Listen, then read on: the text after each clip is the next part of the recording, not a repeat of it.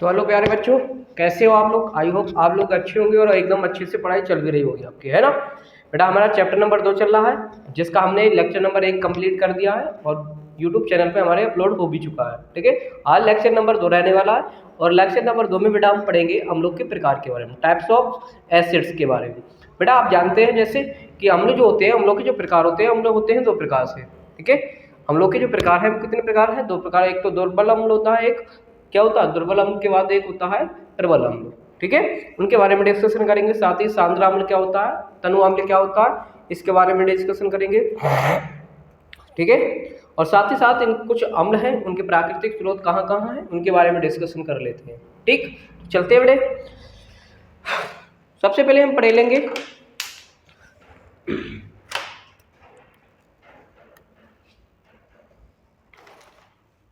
देखो ध्यान से बेटा, अम्लों के प्रकार। तो अम्ल 2 प्रकार के होते हैं बेटे।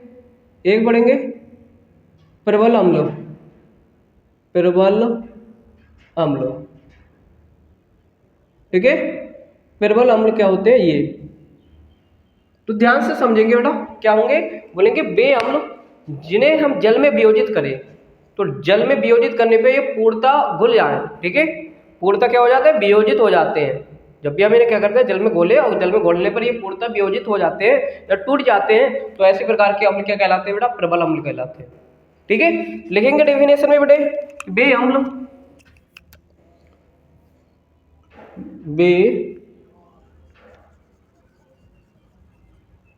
हटाओ यार, फोकट कर, वे अम्ल जो जल में घोलने पर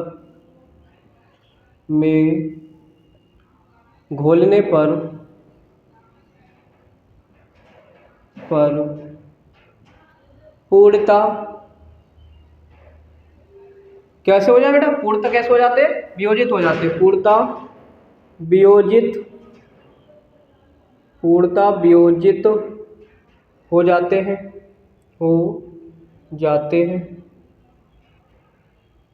पूर्णता वियोजित हो जाते हैं। कौन से अम्ल कहलाते हैं बेटे, इधर ही लिखो, प्रबल अम्ल कहलाते हैं। प्रबल अम्ल, प्रबल अम्ल कहलाते हैं, प्रबल अम्ल कहलाते हैं। ठीक है, जैसे मैं एग्जाम्पल्स की बात करूं तो जैसे लिखो, जैसे सल्फ्यूरिक अम्ल, सल्फ्यूरिक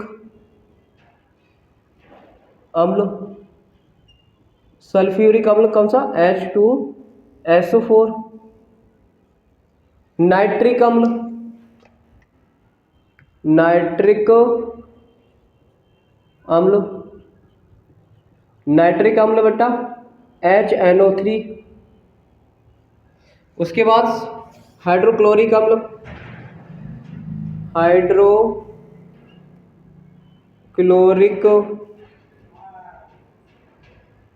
हाइड्रोक्लोरिक अम्ल, हाइड्रोक्लोरिक HCl। बेटा ये सभी जो एग्जाम्पल्स हैं ये सब प्रबल अम्ल के एग्जाम्पल्स हो जाते हैं। ठीक है, अब आते हैं बेटे सेकंड पॉइंट पे। सेकंड पॉइंट क्या है बेटे मेरे पास, सेकंड पॉइंट कह रहा है बेटे दुर्बल अम्ल के बारे में। थोड़ा सा इंक चेंज कर ले, दुर्बल अम्ल। ठीक है, दुर्बल अम्ल, ये दुर्बल अम्ल क्या होते हैं, बोलेंगे वे अम्ल जिन्हें जल में घोले और घोलने पर यह पूर्णतः वियोजित ना हो। ठीक है, पूर्णतः जल में ना टूटे, तो ऐसे अम्ल कहलाएंगे हमारे दुर्बल अम्ल। तो लिखेंगे बेटा वे अम्ल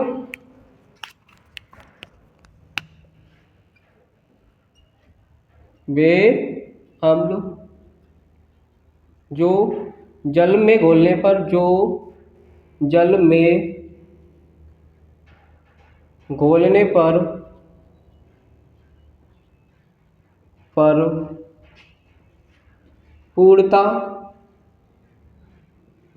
पूर्णता कैसे ना हो जाए बेटे, पूर्णता वियोजित नहीं होते हैं, पूर्णता वियोजित नहीं होते हैं, नहीं होते हैं। कैसे अम्ल कहलाते हैं बेटे? दुर्बल अम्ल कहलाते हैं, दुर्बल अम्ल कहलाते हैं, कहलाते हैं। ठीक है, कैसे अम्ल होंगे वे? दुर्बल अम्ल होंगे। एग्जाम्पल्स की बात करें तो एग्जाम्पल्स लिख लो, जैसे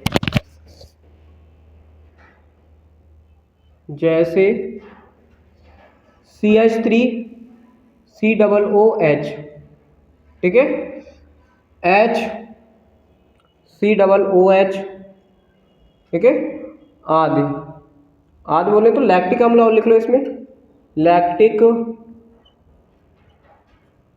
अम्ल आदि। ठीक है बेटे, आइयो समझ में आ रही? बेटा क्या होता है, अब देखो क्वेश्चन क्या बनता है यहाँ से। वो क्वेश्चन क्या होगा, बहुत सारे पूछेगा कि बताओ निम्न में से कौन सा प्रबल अम्ल है, निम्न में से कौन सा प्रबल अम्ल है, और ऑप्शन में दे रखा होगा कुछ दुर्बल अम्ल होंगे और 2-3 प्रबल अम्ल होंगे, तो उनमें से ही आपको एक लगाना पड़ता कि प्रबल अम्ल कौन सा, निम्न में से छांट कर बताइए। ठीक है, तो भाई आपको टिक कर देना जो प्रबल अम्ल होगा ऑप्शन में। ठीक है, तो यहाँ से जो क्वेश्चन बनते हैं बेटा, ऑप्शन से भी क्वेश्चन बनता है। ठीक है, तो आपको ध्यान रखना है, इसलिए इनको याद रखना है आपको। अब बेटा हम साथ साथ पढ़ेंगे सांद्र अम्ल क्या होते हैं। ठीक है, मुख्य रूप से तो बेटा प्रबल अम्ल और दुर्बल अम्ल होते हैं, लेकिन और भी पढ़ लो। तीसरा पॉइंट क्या कहता है इसका? सांद्र अम्ल, सांद्र अम्ल।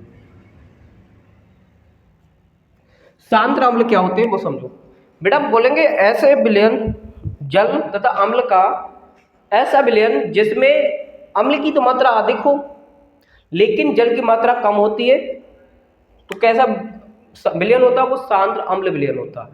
ठीक है, वो कैसे होते हैं? सांद्र अम्ल होते हैं। ठीक है, लिखेंगे अम्ल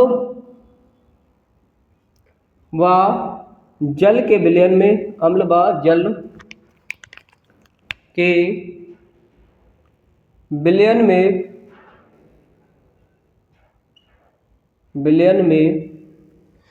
अम्ल व जल के विलयन में अम्ल की मात्रा कैसी हो बेटा? अधिक। अम्ल की मात्रा अधिक होती है, अधिक होती है, तथा किसकी? तथा जल की मात्रा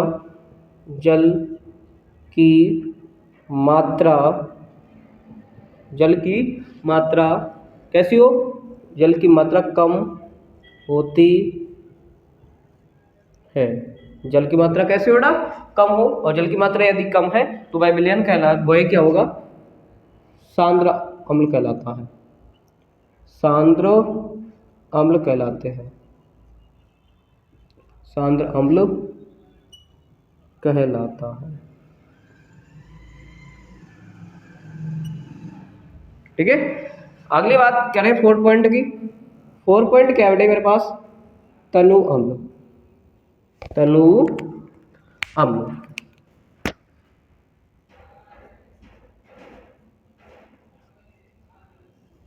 देखो तनु अम्ल में क्या बोलेंगे?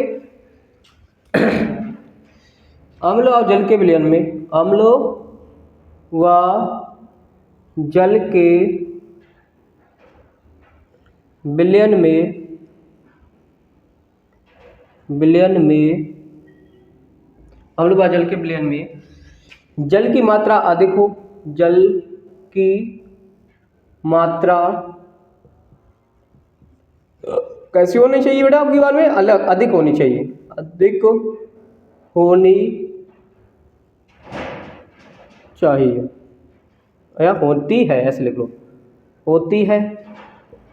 तथा क्या? अम्ल की मात्रा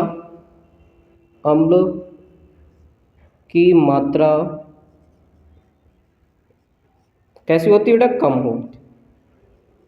कम होती है। क्या कहलाता है बेटा?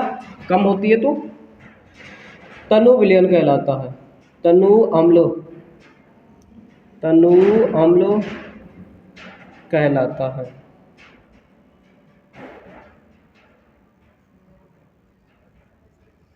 सही है बच्चों। ये तो हो गए अम्लों के प्रकार। तो आज अम्ल के प्रकार के बारे में डिस्कस कर लिया। अब थोड़ा और जो अम्ल हैं, कुछ अम्ल हैं, उनके बारे में थोड़ा सा डिस्कशन कर लेते हैं। ठीक है, तो इतना ले लो बेटा, इसकी शॉर्ट फटाफट से हम आगे चलते हैं।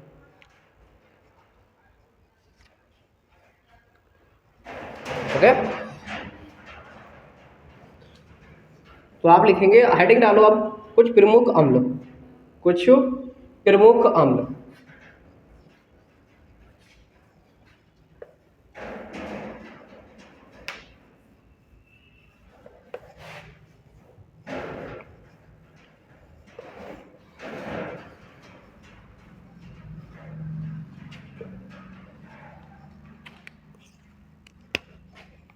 कुछ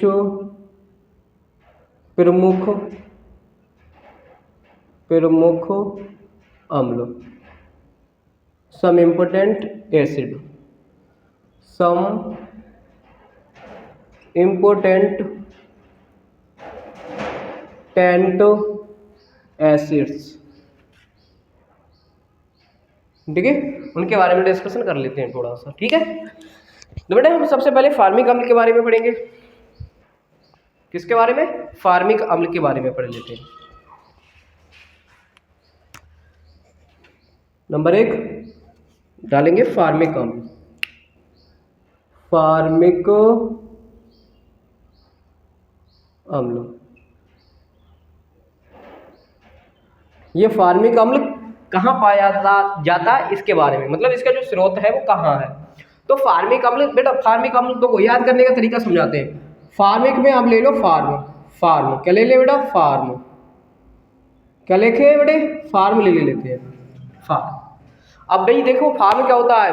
बाहर होता है, गांव से बाहर होता है, खेतों में होता है।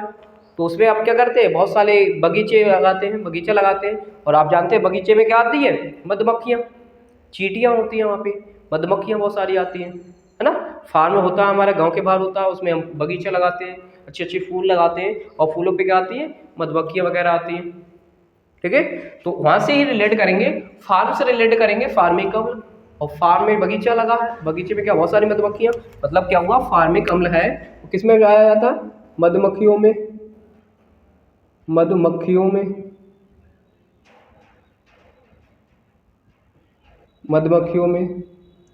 और चींटियों में।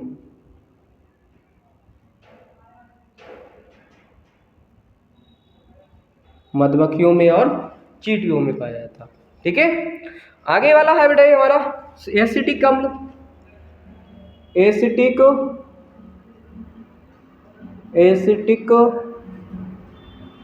अम्ल। अब देखो, इसे रिलेट करके समझते हैं।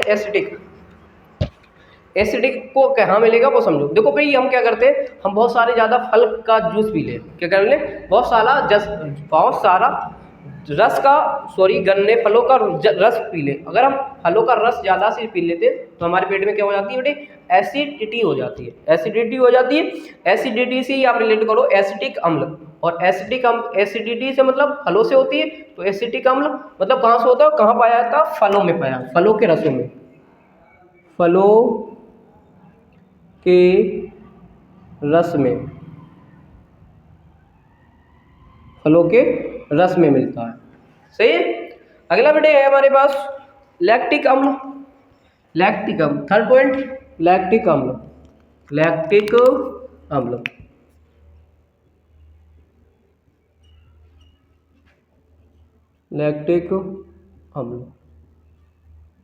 लैक्टिक अम्ल कहाँ मिलता है? दूध में। अब बेटा इसे याद करेंगे, कैसे याद करेंगे? तो देखो, आप जानते हैं ना, दूध से बहुत सारी पनीर बनता है, मक्खन बनता है, लस्सी बनती है ना, और भी कई सारे प्रोडक्ट बनते हैं। तो दूध क्या हो गया बेटा? लाखों में हो गया, लाखों की कीमत हुआ हो गया। तो लाखों से बेटा कहेंगे, लाख से बनाएंगे लैक्टिक। और लैक्टिक कहाँ पाया जाता है बेटा? दूध में। कहाँ पाया जाता है लैक्टिक? दूध में। ऐसे ही बेटे आगे बात करें तो साइट्रिक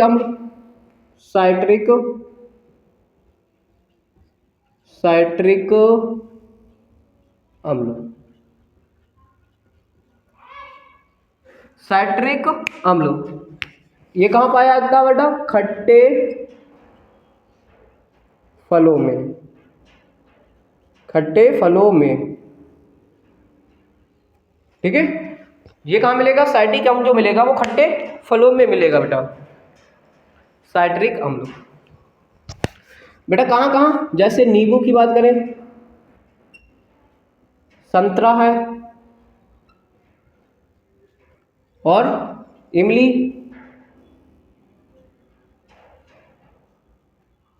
देखिए इनमें मिलता है साइट्रिक अम्ल। अब आते हैं अगला पॉइंट।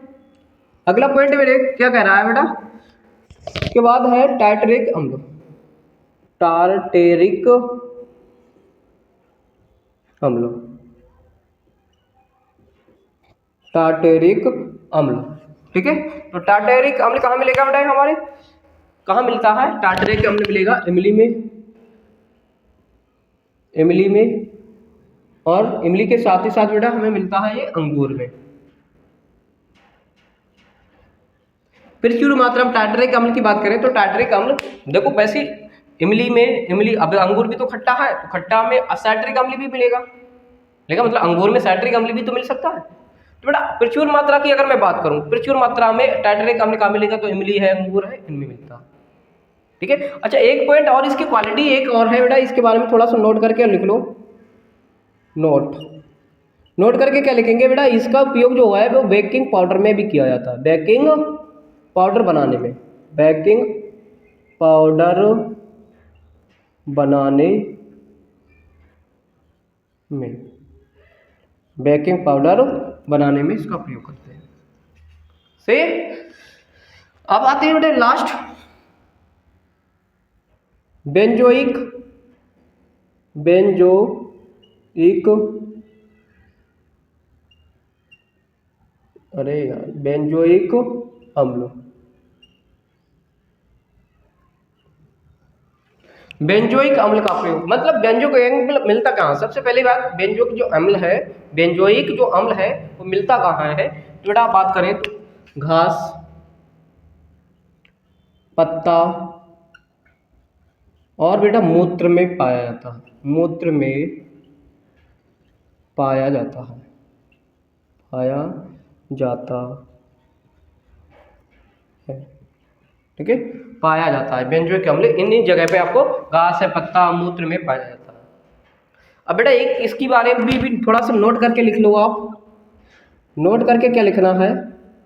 इसका जो उपयोग है, इसका उपयोग, इसका उपयोग, इसका उपयोग कहाँ करते हैं बेटा? दवा बनाने में करते हैं, दवा बनाने में करते हैं। ठीक है, करते हैं। ठीक है, और बेटा ये जो पॉइंट है ये हमारा इंपॉर्टेंट पॉइंट रहता है। ठीक है, तो इतने जो अम्ल है हमारे प्रमुख अम्ल है इनके बारे में पढ़ना है, कहाँ मिलते हैं ये कुछ हमने नोट्स लिखा है, उन नोट्स को भी आप, नोट्स जो पॉइंट है उनको भी आप डिस्कशन कर सकते हैं, मतलब अच्छे से याद कर सकते हैं। ठीक है, चलते हैं बेटा फिर आगे।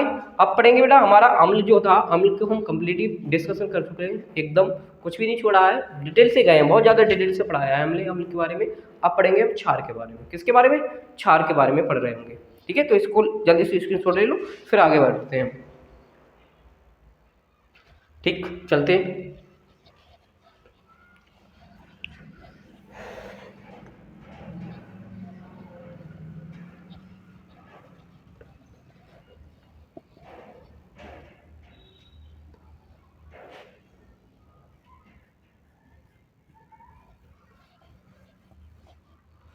अब किसके बारे में पढ़ेंगे बेटे? अब क्षार के बारे में पढ़ेंगे कि क्षार होते क्या हैं आखिर। क्षार वेश,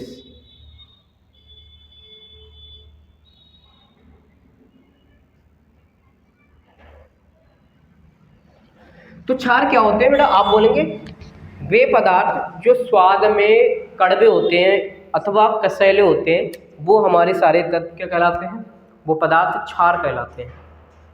ठीक है। अब एक वैज्ञानिक और आए, आर्रेनियस ने अपनी एक सिद्धांत दिया और उस सिद्धांत में उन्होंने बताया कि अगर कोई भी पदार्थ है, अगर मैंने उसे जल में घोला और जल में घोलने पर यदि वो OH आयन दे देता है, क्या देते हैं बेटे, OH आयन देता है, तो वो सभी क्या कहलाएंगे हमारे, वो सभी क्षार कहलाते हैं।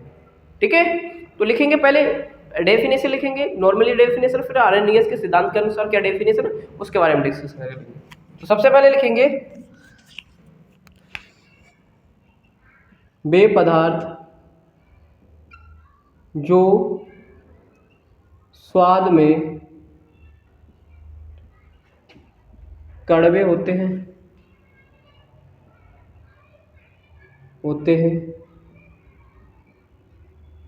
अथवा या अर्थात कसैले होते हैं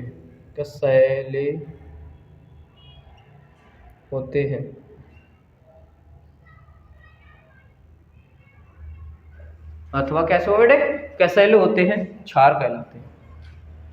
क्या कहलाते हैं बेटे हमारे, क्षार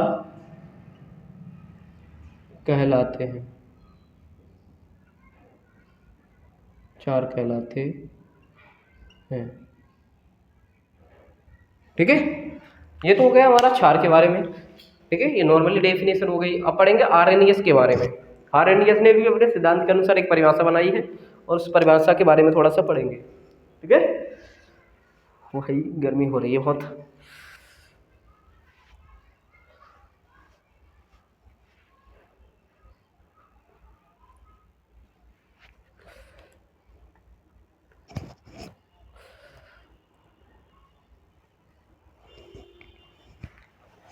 आर्रेनियस ने क्या कहा था, आर्रेनियस के अनुसार भी लिख लो बेटा अथवा करके।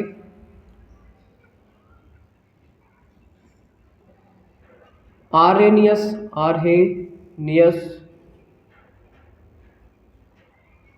के सिद्धांत के अनुसार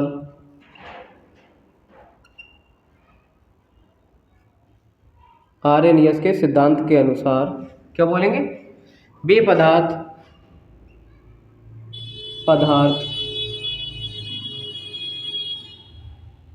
जो जल में घुलने पर, घोलने पर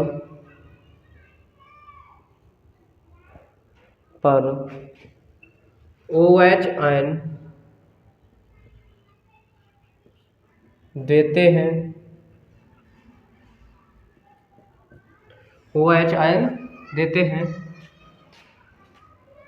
क्षार कहलाते हैं,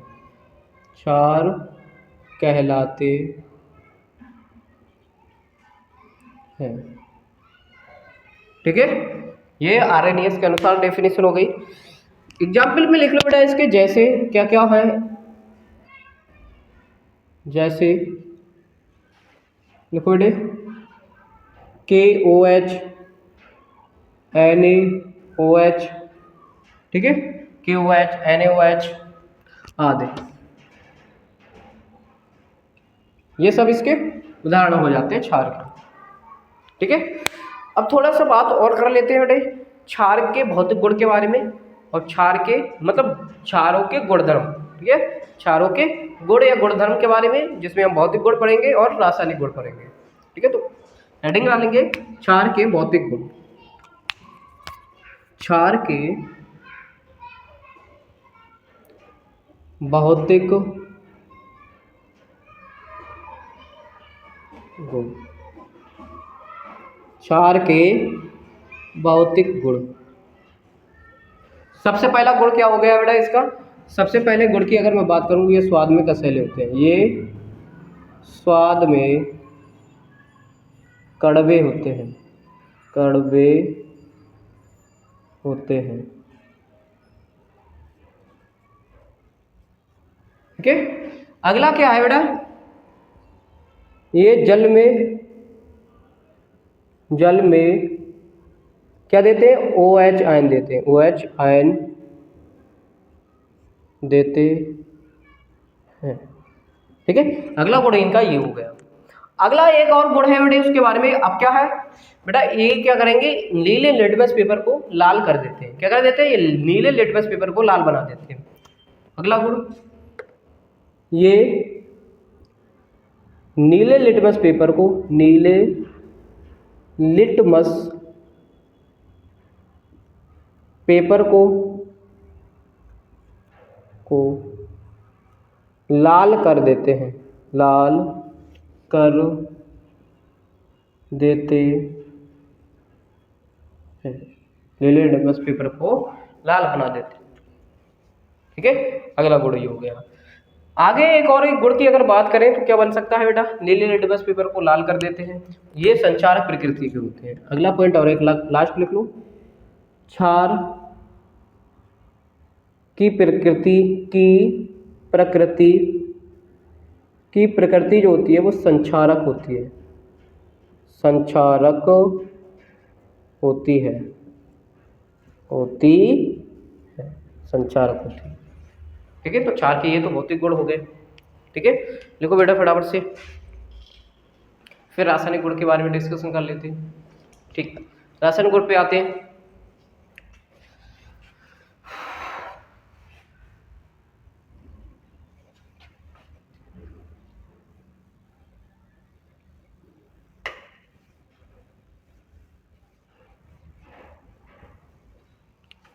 रासायनिक गुण, रासायनिक गुण, रासायनिक गुण में सबसे पहला गुण पढ़ेंगे बेटा धातु से क्रिया, धातु से क्रिया। देखते हैं बेटा धातु से क्रिया करते हैं तो ये क्या बनाते हैं। बेटा सबसे पहले हम ले लेते हैं Na सही रहेगा, Zn ले लो, सही है, Na प्लस और क्या बन सकता है, इसे छोड़ो, H2SO4। ठीक है, ये ले लिया Na H2SO4 ले लिया मैंने। अब बेटा ये क्या करता है, Na H2SO4 के साथ क्रिया करेगा और क्या बनाता है वो देख लेते हैं, क्या बनाएगा। तो बेटा ये क्या करता है, Na2SO4 बना लेता है, NaSO4। देखिए प्लस H2O बनाता है, क्या बना लेता है, H2O बना लेता है, लवण बनाता है और जल, लवण और क्या बनाता है, जल बना लेता है। ठीक है, और एक और अपक्रिया की बात करें तो वो भी ले लो बेटे, हमने ले लिया यहाँ पे Zn प्लस HCl और इसके साथ देखते हैं तो ये बनेगा ZnCl2 प्लस H2O। ठीक है, सॉरी यहाँ पे जल नहीं बनता, यहाँ पे निकलेगा H2। ठीक है, लवण बनता है और क्या बनता है बेटा, जल, लवण के साथ साथ ये हाइड्रोजन गैस को मुक्त करते हैं। मतलब क्या हुआ कि अगर मैं क्या करूं, क्या यार दिमाग कम कर रहा है मेरा, अम्ल पढ़ा, क्षार पढ़ा रहे हैं, अम्ल की क्रिया करा रहे हैं, सॉरी बच्चों।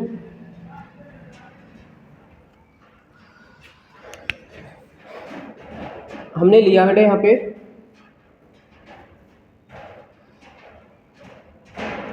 के, अरे अब तो हटाओ यार, Na लिया प्लस KOH लिया। ठीक है, और बेटा यहाँ से हम क्या करेंगे, इसकी क्रिया अगर मैं कराता हूँ तो बनता है NaOH, NaOH करा बनता है बेटा, और साथ साथ K2 निकल जाता है, ऐसी तो ये लवण बनाता है। ऐसे समझो ये क्या बनाएगा, लवण बना लेता है, धातु से क्रिया करेंगे तो क्या बना लेता है, लवण बनाता है। ठीक है, एक ही रासायनिक गुण, यही अपक्रिया ज़्यादा इंपोर्टेंट रहती है, मतलब धातु से अपक्रिया के बारे में ही ज़्यादातर पूछ रहा होता है कि धातु के साथ अपक्रिया करती है तो बताओ क्या बनाता है। तो बस आज के लिए इतना रखते हैं, मिलते हैं कल नेक्स्ट वीडियो में। आज के लिए जय हिंद, जय भारत।